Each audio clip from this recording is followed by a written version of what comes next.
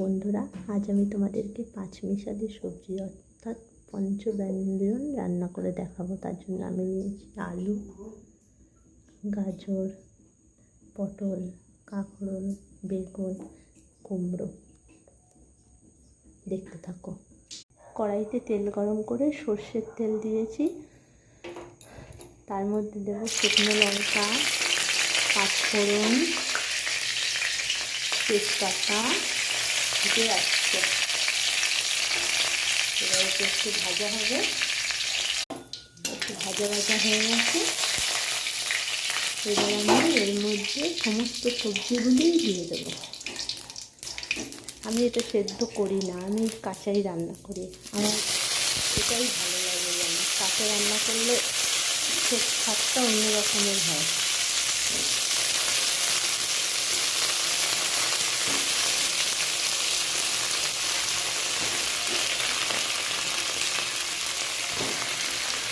সবজিগুলি সব দিয়ে তারপর নুন, হলুদ আর হালকা একটু চিনি দিয়েছি। চিনি তোমরা না দিলেও পারো, ভাজের সময়। আমি তো ভাজের সময় দিয়ে দিই একটু। এবার এটাকে আমি নাড়বো।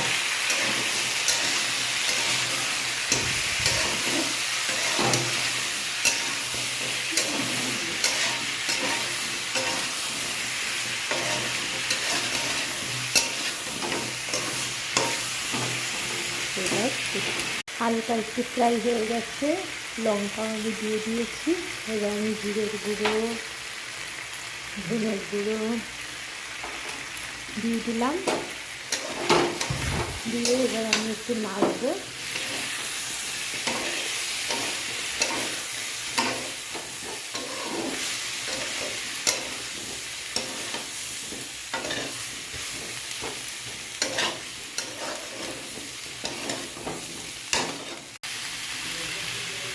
এবার আমি জল ঢেলে দিলাম, একটু হলুদ লাগবে।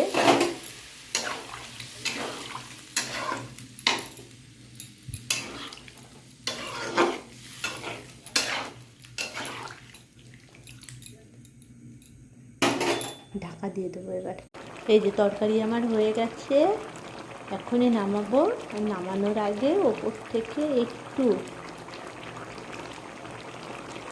মশলা, পাঁচফোড়ন যে আছে সেই পাঁচফোড়নটা ভেজে গুঁড়িয়ে রাখা একটু ওপর দিয়ে ছড়িয়ে দিলাম। ছড়িয়ে দিয়ে একটু নাড়বো।